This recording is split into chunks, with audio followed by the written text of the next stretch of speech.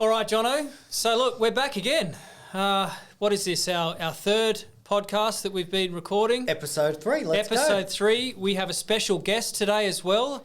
How's that going to go? Well, he better watch out. Anything could happen. Yeah. You're going to turn the tables on him. Let's make it really uncomfortable for him. Happens to be a lovely guy. His name is Phil Barlow. He's Director of Partner Technology for Microsoft. He's a long-time friend, at least he was, of Macquarie Cloud Services. So great guy. Looking forward to hear what he has to say. Certainly. Okay. We've got some good topics today, so we're going to get into some ADAPT research. Looking forward to that. There's some fascinating insights comparing 2023 and 2024. Definitely. Right. We have our customer scenario project that we're going to talk through, and there's something potentially contentious with Phil. I don't know. We'll see how he responds to it. We're going to talk a little bit about endpoint protection, as it were. And then the third key topic, we've got a subscriber question. This is fascinating. This is a customer who is interested in embracing generative AI as a means to improve their NOC. Let's get into it. Let's get into that.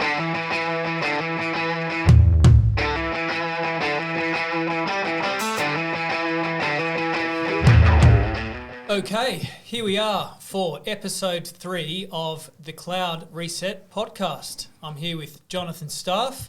And we have special guest, and I will say first guest, Phil Barlow, who is the Director of Partner Technology for Microsoft. Welcome, Phil. Thank you very much for having me, Naren. Pleasure to be. Well, thank you, Phil. You're a long-time friend of Macquarie Cloud Services. We are very grateful that you're here. You've done a number of events with us before. This is a first to have you on with the podcast. I mean, you're our very first podcast guest, so I'm pretty excited about that. I'm very excited as well too. I don't think I've done a podcast for a long time myself. It's a wonderful format. I've seen the work of yourself and Jono before as well. So, you know, it's you've set a very high bar, and I'm very pleased and thrilled to have a good discussion with you guys. Is it fair to say that you're in the hot seat? This is our first special guest. How hot is that's just the format. Like, we're not here to attack you, Phil. This is just going to be a friendly conversation. I don't know why the chairs are set up this way. But I would just say I'm a rose between two thorns. There we go. There you go. Yeah. What are we here to talk about today, Jono? Well, we're here to talk about some pretty interesting stuff. Now, if you've been listening to the other episodes, we've got a bit of a format going here, but we try and keep it fun. There's been some research recently released by ADAPT. Now, a lot of our listeners will be familiar with ADAPT. They're a prominent research organisation. We actually partner with them at Macquarie.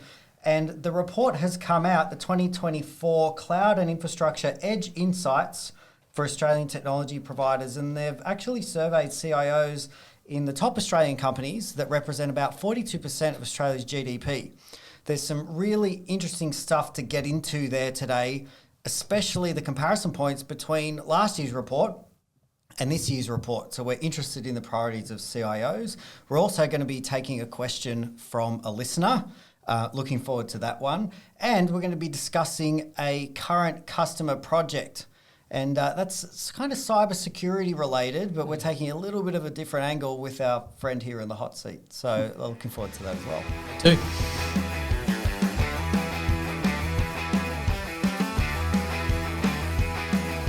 Okay, let's get into this report.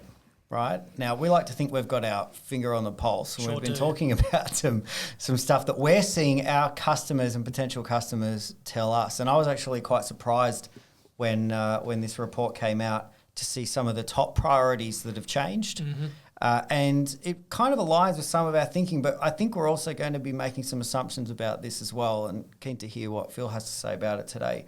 So in 2023, let's talk about 2023. 2023, the top priority for infrastructure leader investments in these companies that ADAPT have surveyed was cloud security. Priority number 2, cloud cost optimization. I mean, that's hot item that everybody's talking about. Cost and risk. Number 3, zero trust security models, and then the list goes on: CMDB, DevOps, SD-WAN, all the things you would expect. But obviously, cloud security being number 1 was no surprise in 2023. Move to 2024.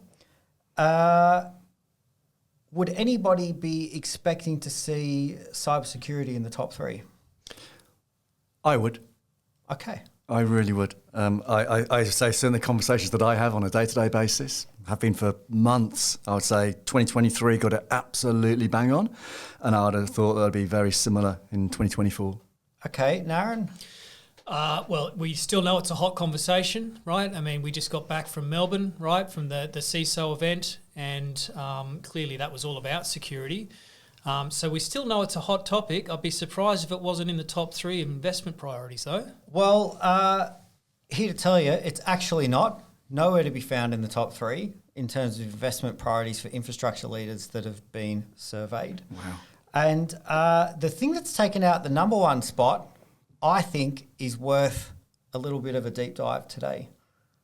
Multi-cloud architecture and engineering skills.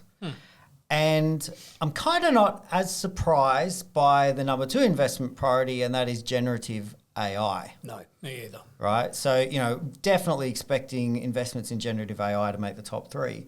But multi-cloud architecture and engineering skills, cloud cost optimization rather is still there, but it's down at number 4. Interesting. And so what is this multi-cloud architecture and engineering skills? Because it doesn't feature anywhere in the top 10 investment priorities in 2023. How interesting. Now, surely, years ago, Phil, you'll remember this, right? When public cloud first launched onto the scene and the cloud providers were there was this view that you must consume all of them, take advantage of containerization, shift workloads around at will at your leisure. That was the smart way to consume cloud. And then people figured out that containerization is actually hard and it needs to be more purpose-driven. What do you suppose the definition of multi-cloud might be here if we're to make some assumptions? Well, how do I think about this? It's a lot of words there. Multi-cloud architecture and engineering skills.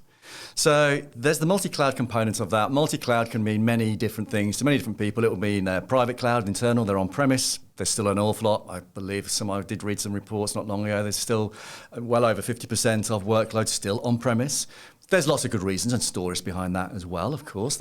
We know, you guys would know as well, there's an awful lot of legacy debt that is, people are just sort of putting to one side and saying, we'll get to that problem at a later date.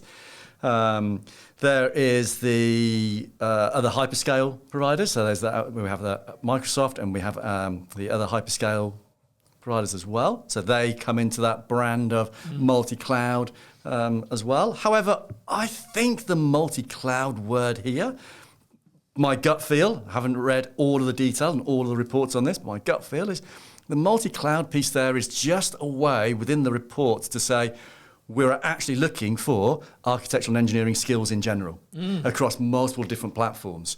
There is obviously in every organisation, there is going to be multiple platforms in some shape or form. Some will be dominant and some will be less dominant in that place. Some will be highly on-premise still. Some will have made massive investments in hyperscale cloud. So there's going to be options and choices across the board. But the one word in that sentence I would pick up is the skills piece. Interesting.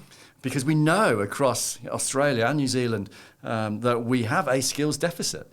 We know that there are many programs in place to increase and drive the skills. We know that we're working with education organisations throughout the country around ensuring that we have got the skills that are required for the future.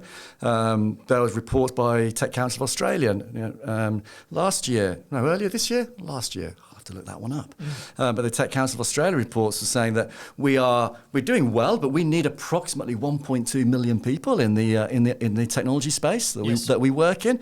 And we're heading on a trajectory for about 800,000 or so at this point in time. By 2030. Yep. And so there's a skills deficit. So that would be my take. I'd pick up the word. Do you read it differently? Or? Well, I don't disagree with anything you've said. I think that's all very true. I would say on reflection of, let's say, the RFPs and the RFIs that we see that find our business, there's been some consistent themes, certainly in the last 6 months, that are calling for hybrid architectures, particularly. Now, it varies, opportunity to opportunity. In some cases, there's an existing footprint whereby the customer is seeking to have a consistent operational experience with their chosen public cloud provider. So they're seeking consistent governance and operation. So there's a hybrid architecture demand or request coming through. More specifically, in a Microsoft context, we obviously have the adaptive cloud piece, and clearly that's a lot of work, Jono, that we've been doing with Dell and Azure Stack HCI. And we certainly see a lot of opportunity there as well, particularly as it relates to some customers that have been impacted by Broadcom cost increases as well. Of course. And are seeking a different platform conversation, right? They're seeking a conversation that may not necessarily just be, let's move those workloads to the public cloud. We're seeing that too, by the way. But maybe there's a more discerning customer emerging now that places a greater emphasis or value on hybrid cloud. I'm wondering whether you're seeing something like that. I see quite a lot of that. I think I see a set of customers that may have started their cloud journeys quite early on, actually, and have driven a lot of experience into their organisations. They've got a lot of learning that they've taken from what they've done, and there is definitely a motion at this point in time to have that realisation that we possibly, I won't say gone as far as we can with the current strategy that we have, but are looking at opportunities for achieving more, but with a slightly adjusted and a slightly different strategy. They still know they want to drive a level of optimization, a level of efficiency, a level of catering for many different customers within their own organizations, many different requirements, government regulations. The list goes on. But there's also that thought, as we look at point number 2 on the list here as well, as to I need to be able to have access to all of my data and all of my workloads, wherever that may be. So how am I going to do that in an efficient and effective way? And where we started the conversation as well is, how do I keep those secure as well? So you kind of skirted over a little bit there, Jono, in terms of where did security end up on the list? Well, if we look at security here, it's actually all the way, it's not even in the top 10. Remarkable. Right? And I think, look, if I was going to make some bold assumptions with this, multi-cloud architecture and engineering skills, they can be seeking skills. I think that's kind of code for, in terms of the prospective customers that I'm talking to, we don't know how to make this work, right? Either I've got the skills gap in my own organization, or I can't find the skills in the market, or I'm struggling to find a partner who can help me. And there's a strong recognition here that multi-cloud architecture is important, right? And that's like important enough to make an investment in getting it right. Right. Yep. Now, skills is people who can drive, multi-cloud architectures, people who can bring that to life, design those solutions, make them work, keep them secure. But I'm actually more interested in why, right? Cloud cost optimization is still in the top 5. It's moved down to top 4. We've got this hypothesis. It's kind of a working hypothesis. Keen on your opinion on this, that organizations who have done an excellent job of cost optimization, let's say they made those big investments in 2023, and they've got it right, and they've gone as far as they can possibly go within monolithic architecture, and perhaps they're looking now to multi-cloud and bringing that to life and getting it to work for them as the next cost optimization horizon. I would tend to agree. I would change the language ever so slightly. Not very much, just a little. I would look at it and say, yes, they may. I wouldn't say they've gone as far as they can go. I would say that given the amount of time and investment and the outcome that they could potentially drive from that optimization. It's the ROI. Yeah. I think they've done the easy. They've done the big numbers. Yeah. They've achieved what they wanted to from a starting point. Now they're getting into diminishing returns on going through some of that optimization, and and is the input that they're putting into that worth the outputs that they're going to get out from it? That would be my kind of take on it. But I think in general, yes, it has been a hot topic of conversation for probably 2 years now, I would say. And I think Naran was starting to touch on a point as well around where's next? What's the next sort of version of cost optimization going to be? And I think it's really that. So where are the large levels of workloads that we have not optimized? Simply because the fact we've not touched them yet. We've not done anything with those yet. So before we put them into a bucket of, we will get round to doing those at some point in time, whether it's less business value or if it's very high critical business value, and therefore they say, we'll leave those to a later date.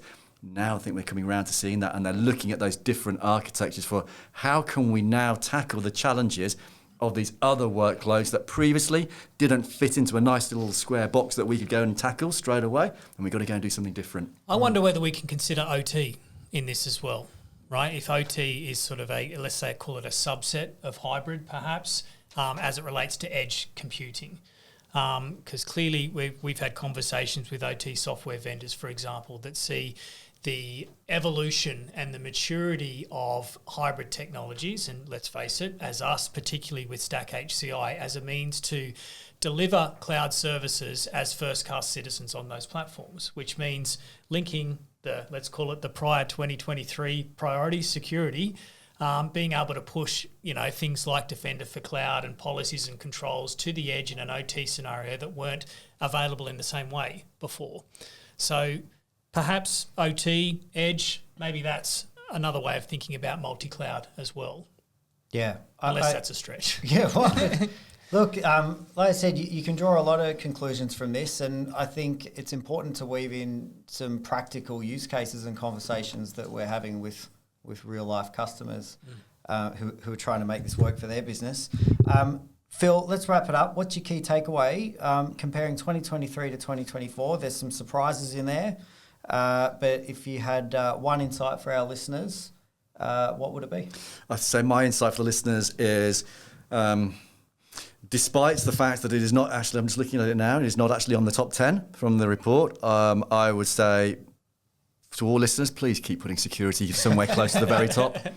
That is the one thing I would hate for anybody to look at this and think, oh, that's a job done. I think it is a continuous job that we should be that everybody in Australia should be focused on. And yeah, I think there's a little bit of misleading. Only thing I can take away from this from a security perspective is that from the questions that are being asked, it is actually embedded in some of the answers that are in here elsewhere. I think so. Yeah. Yeah, that's right. Yeah. Naren? No, I'd agree with that. Look, I like priority number 2, Gen AI. It's almost like this year's conversation. If security was last year's conversation, by the way, it's still this year's conversation. But just for the purposes of honouring the research here, the Gen AI conversation is fresh, it's current. We're going to have a separate conversation on that, clearly, but it's had a massive impact on our own business. I can say that from the outset. And I know that we have a great number of customers that are keen to understand, what does it mean for me? Bring this thing back to the working man, right? What does Gen AI mean for me, and what examples do you have on how this technology can help my business? And I think we're going to have more and more of those conversations. Yeah, I think that's right. I'm really excited to see Gen AI in the top 3.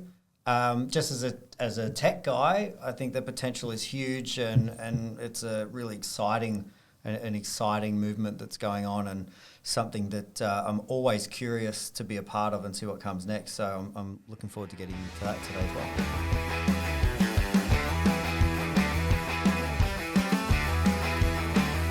well. Okay, guys, moving into the customer scenario. Right now, this one is, I think, going to be deliberately slightly curly, considering we've got two unashamedly Microsoft guys in the room here. But, so the situation is this. We're dealing with a customer at the moment who, for all intents and purposes, is mostly a Microsoft shop, right? I'm going to say mostly. Isn't that most organisations, John? Well, I think so. There's some, even if you're just using the OS, right? Okay. Mostly a Microsoft shop, but they're really struggling with the idea of endpoint protection and taking on Defender into their environment. They've been a long time customer of another product. One that seems to be working quite well for them. They're quite happy. They are actively testing the market, considering Defender, but finding it, I think, really difficult to navigate what seems to be an increasingly fragmented market in endpoint detection. They're just overwhelmed with new products coming out of the US, stuff that makes wild claims around why it's better than the other things, and it's leveraging AI or it's doing something else. And they're unsure. They're actually still unsure whether or not Defender is the right thing for them. Is it too expensive? Does it have the right features? Will they be able to drive it and get the most out of it? Other tools look like they might be easier to deploy. So there's lots of evaluation criteria. There's a lot of misinformation out there. And I'm going to put a question to you both and maybe flip this on its head, because you can stand around and talk about why Defender's great all day. Why would a discerning Australian business not buy into Defender for endpoint security? Well, I can start with that one, and I would say there's history that comes with it as well. There is legacy. There are personalities. There are people that have made specific decisions at a specific point in time around what direction they're going in, and that could be a strategic or it could be a tactical decision, and they end up with a set of products that they thought at that time, or they were at that time, gone down a better breed route, possibly, but actually started entering, as you said, that fragmented market. And then, so what I would say is there is definitely a historical component of this. What we are seeing now in terms of is that move to, rather than well, actually, there's a combination of what would have been just a best of breed. We're now looking at a best of platform perspective. Now, we still have best of breed capabilities within that platform itself. But why do we see that move to best of platform? It's because there are so many, when you get to that fragmentation in the world of security, every single time where you've got a handoff point between one set of products and one set of organizations and another, that introduces a gap. And it's the ability, and it's people like us that are actually human beings that have to fill those gaps, not the technology at times. So people are looking at how can I squeeze and fill more of these gaps? How can I get greater operational efficiencies? And how can I ultimately get more out of the platforms that I'm investing in? That's hard, though, when you are working from a position of legacy. And how many organizations do you come across in reality that are full greenfield, that you can just say, we could make any technology decision that we like based upon this specific set of criteria and just go for it? Yeah. So I think there's a bit of history there, might be my first take on that. And we should probably I'd love to have a conversation with that customer, obviously. Over to you now, Andy. Yeah, what do you think? okay, so look, I don't like to remember a world that didn't trust Microsoft as a security provider. I choose not to. Fact is, there was a time when Microsoft wasn't trusted as a security provider a long time ago. I'd like to think that that's not today. Now, having said that, this can be somewhat of a religious argument, right? Because there is a lot of history there, and there are some strong opinions, and you could argue it's a subjective conversation. The feedback that I receive at times, let's say against Defender, is that sometimes there will be perceptions of, I don't want all my eggs in one basket. I don't want to trust just one vendor for everything. I take your platform point. Clearly, we are invested in the Microsoft security approach completely. But the feedback that we often get, particularly through RFPs, is that we must consider alternate technologies. Right, it's a little bit like APRA, right, and this obligation on organisation to have a tertiary environment available for critical services. So that's that same sort of view of should we have multiple vendors in there just by virtue of it's better than just one. That's one argument. Yeah. Right? We've had that, defence in depth conversations many times, many parts of the not just on the endpoint protection, but across the security platform as a whole. 100%, and then sometimes it'll be very specific as well. There'll be some specific requirement or feature or capability that's not found with Defender, and it's something that they're used to, that they're wedded to, that they believe is critical, and they can't live without it. Right, and that is that a product has a particular feature or capability that they do not want to lose, and it can be linked to legacy as well at times. So we do see that too, and that's difficult to argue with. Right now, the case for is very different. Right, I mean the case for, one of the questions we like to ask, Jono, is do you know what good looks like in your environment as it would relate to your whole security ecosystem? And maybe one of the first decisions is what would be your SIEM platform of choice? Now, should you land on Sentinel as your SIEM platform of choice, then I'm a big believer in the quality of telemetry. I'm a big believer in the quality of telemetry that will come from Defender itself, but also as it relates to Entra as well and identity. Because we know that when working on incidents, managing breach, etc., you need rich telemetry in order to make decisions, particularly where those decisions are programmatic too. And if you're taking advantage of technologies that we'll perhaps get into that involve generative AI, you want to believe the information that's coming from your agents and from your endpoints. So clearly I'm sold on Defender and we're not here to sell it, but there is an argument to suggest that to your point on platform, that the information, the quality of information, the telemetry is improved. But maybe you are offsetting that with a very specific requirement that a customer has to say, we need this feature or this capability, and it can only be provided by this particular agent or endpoint client. How would you argue with that? I don't think I would argue. I'd build on it. Right. I would say. And my build on that would be, and it comes down to, well, you know me. I'm the director of partner technologies. Under my remit is also all of our software partnerships that we have as well. And you mentioned Seam as the place to collate, that's the central collation of all of that security data and information that when we get onto the topic of generative AI will be absolutely critical, really, for the overall protection of any organisation, and to be able to protect an organisation at speed as well. So therefore, all of the partnerships that we have are also feeding into that overall ecosystem. Yes. So whilst I say yes, that's the beauty, or one of the beauties of having this end-to-end platform capability is to say we can cater and we can work with our partner and we can build really strong partnerships and deliver incredible value to our customers and to our joint customers, whilst also feeding some of the critical systems that are going to be needed, not necessarily just to protect today, but are absolutely going to be critical for protecting into the future. And so if you start working with the customers on how can we take you from tactical to strategic? What is your future strategy going to look like? We talked earlier around multi-cloud, for example, and the different architectures that are in place there. How are the products and the capabilities that you're utilizing today, what are they going to look like in the future, in a year, 2 years, 3 years, 4 years' time?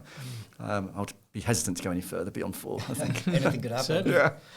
Yeah, look, it's a pretty interesting way of looking at it, right? And if I was going to sum it up, what I'm taking away from that is, if you're an organisation that has a specific requirement and the endpoint technology that you're using to protect your environment is working really well for you, I think what we're saying is have a think about how best to integrate that into your platform and your broader security strategy. So I think that integration point is really important. Critical. And make sure you're actually secure.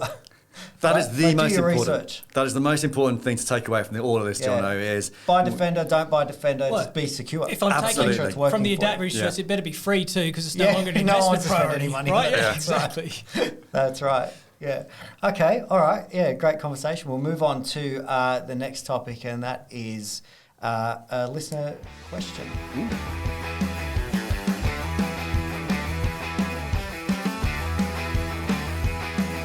It's coming here. Jono, I'm interested in using AI to increase productivity in my NOC. For the acronym people out there, that's Network Operations Center in this context. So I'm guessing kind of their help desk. I'm sure I can use AI to double the number of tickets I close without hiring any more staff and taking some pressure off my great people. But where should I start? How should I approach budgeting and the business case? This is quite an interesting one, real life one from a week ago. Now we've had some experience in this. We have. Very keen on your opinion. Maybe we can start with you, Phil. You're seeing obviously some of this at a grassroots level. Any advice for somebody considering a business case? This sounds like a technology leader looking to do more with less, as we always say. Yeah. So that's it, that kind of, there's some green flags and some red flags going on with this one, actually, Jono. Yeah. I think let me start with the red flags. The red flag for me here is, as you just said, this is a technology-driven one by the look of it. In fact, it's an IT one. And what I am seeing at this point in time is it's very hard within an organization to get the buy-in for generative AI expenditure or any AI expenditure when it is pure IT technology-led initiatives. The reason being is you have to build the link back to the business to drive and deliver, to get those investments and deliver on the ROI. And it's got to be a measurable piece. So what I would say on this particular one, before going too much further with it, is what are the measures that are going to be utilised in order to define success for the overall project? are those measures monetary value? What is the ROI that will potentially, which is going to then define, well, what is the budgetary constraint that we're going to look at here before even going down delivering any sort of proof of concept? Because we're seeing what we're calling the proof of concept graveyard. Because people have thought, I've got a small budget, I've got enough to service a proof of concept. I'm going to do something. Yeah. And they get to the end of it and you think, that was really cool, or that was really interesting. But have you got somebody on the executive leadership team that's actually going to put their hand in the pocket and pay for that because there's a business justification sitting behind it? Now, I think there is in this case. I think there really could be. But I'm not sure whether it will be a build something opportunity or a buy something opportunity in this particular case. All right, fascinating. Look, I'm a big supporter of the business case. I believe in everything you've said there. IT projects, for the sake of it, very rarely go further than a POC and somebody's bright spark idea. So you want to be able to quantify the return on investment. Now, I'm wondering whether that can be tricky with the Gen AI project. And if I reflect on our own Gen AI projects, some of them, we wouldn't have been able to quantify the impact until we did the work. So there's somewhat of a chicken and the egg problem there as well. And we know that the models are fluid as well, and different models achieve different outcomes, etc. There's a trial and error type approach to figure out how do I get the best results. Some of our projects, even though they were famously successful for us internally, I wouldn't have been able to predict up front the outcome, and therefore potentially may not have been able to quantify the business case necessarily quite articulately up front. Problem.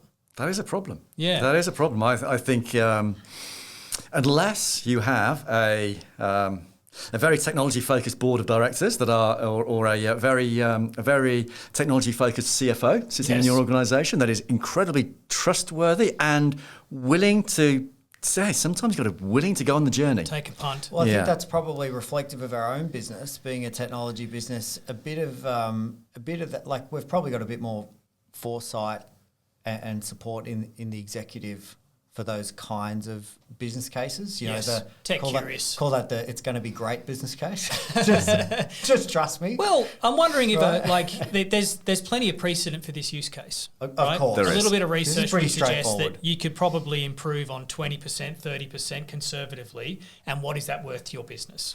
I would say you could probably use a lot of the data points that we have from contact centres, for example. You know, contact centre is certainly, from what I've seen, is one of the most metriced part of a business that I've ever come across. Yes. You know, people really know how to scale and manage those environments. I think there'd be a lot of learnings you could take from that into a network operations center, and from a how do we engage with clients? Yep. What are the cost benefits of closing tickets faster, having greater throughput, greater volume with less people, etc. So there's many elements there that I think we can learn from. So our own success story, Jono, are we allowed to tell stories of things that we've done, clever things, smart things? Not sure which one you're about to talk about. Sure.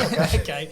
Well, it's similar to this, right? So this would be our SOC digital twin project. Okay. Yep. So real world example for us. Now, look, we're fortunate. We're a tech curious business, right? And we have clever people who have enough time, either in the week or in their own time, to explore projects. And an MSP like us is always looking to scale programmatically, right? And we want to be able to introduce new customers to our business without proportionally adding as many people as we would otherwise have to, right? If we can be smarter and, I don't want to say do more with less, but, you know, with the people we have, leverage programmatic methods and automation and AI to achieve outcomes, frankly, it makes us more scalable and it's better anyway. You want to bend the curve on scale. Of course, right? So that's an objective from the outset. So we get to explore projects like this. And I would say the closest project to this example was our SOC digital twin. Now, real world example. So very clever senior analyst in our business, worked for 2 to 3 months, part-time, I would say, but 2 to 3 months off and on, a few hours a day, to take our mean time to respond. This is leveraging information in Sentinel. So you've got a very contained data set already, very well defined. Mean time to respond from around 15 minutes to 7. Mean time to closure from 7 minutes to under 3. Those are remarkable. Totally. Right? Remarkable outcome for us. We would never have predicted that it would have gone so well. We knew there was an outcome in there, but we would never have known. Now, there's a lot of retraining, There's a bit of trial and error involved in that. We had to adhere to all best practice around obfuscation, etc. We had to speak to our customers around enrolling in the project. I think we've got around 50 odd customers enrolled now. That outcome for us costs us less than $1,000 a month for all customers. Amazing. So that's a really interesting one, because my actual question around this was, when we're talking about business cases for generative AI, how much does it actually cost to do some generative AI, like to actually get some outcomes? Yep.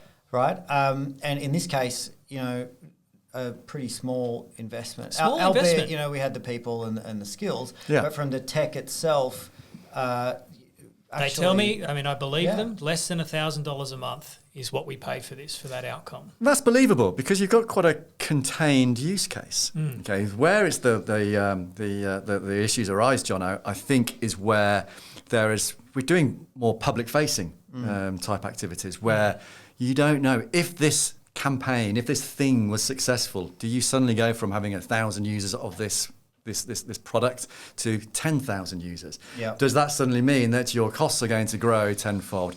Does your architecture scale? Is it scaling linearly, or like with your business, are you bending the curve on that scale? And so you're not getting those that exponential costs increase. Yep. Back to our cost optimization stories from earlier as well. So I think it's that having that constrained use case where you can actually define and upfront what your costs are going to be, and removing as many of the variables and the fluctuations that can really impact you significantly. Yeah, I think that's good advice for any business case. But certainly, there's going to be a lot of new stakeholders interested in these projects in businesses than ever. A lot of scrutiny, a lot of people wanting to participate. There's so many applications for this tech, and it's going to touch every area. Yep. Of business in ways that we probably can't even predict yet. That's right. Maybe it's a back to basics approach on the business case, and just to get back to the actual question, where should I start? Yes. Maybe we can give our listener a takeaway. Where should you start? What would be the first thing you'd be interested in doing if we came to you with this problem? Well, I would sort of take on what Narand was saying around you didn't really have an ROI per se for the project. You knew that there was some potential there. Yes. But what I bet you would have at the start of the project is, so what are we going to use as our measures of success? Yep. And do those stakeholders, that it might not be in the form of in a highly well-defined business case, but have you got the stakeholder buy-in based upon those measures of success? Do they see value and importance in those? Yes. I saw a wonderful example, by the way. It was one of your colleagues I was working with, and it was a side-by-side live demonstration. We've all been to those websites before where little bot services fire up and say, hey, can I help you? Right? And you just immediately go, oh, God, I know that you can't. You're not a human. This is going to be terrible. Yep. I want nothing to do with you. I was going to use the word clippy, but it's similar, right? But I've seen that work well too. Right now, working well in this example was firstly fantastic Q&A, right, but also really low latency. And the example that was given to me was the use of performance throughput units, right, PTUs. Now, clearly they're more expensive, but the difference was remarkable. I just imagine myself sitting in front of a website with a bot that's asking me questions. If I don't get what I want very quickly, and this could be my ADHD kicking in, I flip off that website and I go and do something else. But if I get an answer, so however many milliseconds faster, that happens to be a good answer, I'm likely to stay on that website and keep progressing. And I reckon you could probably work that into your business case. I don't know what the term is when you have engagement on a website and they disappear. There's probably a term for that. Then there'll be a ton of research to actually prove the point of you're absolutely right in terms of people will click away very, very quickly. You link that back to your ROI. So good advice there from Phil. Think about the ROI. Do that work up front. So you not necessarily ROI, measures of success. Measures of success. Yeah. KPIs, John. Okay, KPIs. The things that we want to happen that are good. What is important ultimately? Are we solving something that's important? Yeah, great advice. Naren? Look, this stuff's exciting. I agree with that. And playing with the models too, like listening to our team and our analysts and architects who have tried various projects, and they say, oh, look, we tried one model. We were working with Llama one day and GPT 3.5 and then 4.0, and they were all performing differently. And producing different results. And there was a fair bit of trial and error involved in that before they dialed in on the model and the use case that really worked for them. So there's a bit of that too, I think, and maybe a bit of experience would probably speed that process up. Experience is very important. I think my advice would be seek help. You know, if you actually think about this, go out there and do your research, network with your peers, talk to some friendly MSPs or some professionals that have done it before. The tech community is moving at an absolute rate of knots in developing capability in this space, and I think it's on everyone to collaborate. Yep. So, great conversation. Hope that helps our friendly listener. Thanks, Jono. Thanks, Phil. Thank you, Jono. Thank you, Naren. Okay, guys, that was episode 3, Cloud Reset. That's a wrap for today. Massive thanks to Phil Barlow for joining us, our first guest on our podcast series. Thank you, Phil. Thank you for some interesting questions. Thank you to your listeners for throwing in their questions. And I'm going to read the ADAPT report a little bit more deeply and see if I can find some more answers myself. That was another episode of Cloud Reset. I think it was fantastic. Some great takeaways there for our listeners. And don't forget, if you've got a burning question, you can hit Naren and I up directly on LinkedIn. You can follow the newsletter on LinkedIn and ask a question there. You can also listen to this podcast on YouTube, Spotify, and Apple Podcasts, which is actually pretty cool. And if we manage to keep it up, and we can convince some more guests to come and join us after today with Phil, I'm sure we'll be able to. It's not guaranteed. No, nothing's guaranteed. We'll be releasing a new episode every 2 weeks. So if you subscribe, you will get alerted to that and you can listen. Thanks for listening. Hope you got something valuable out of that. And that's Cloud Reset, straight talk, real solutions. Be great.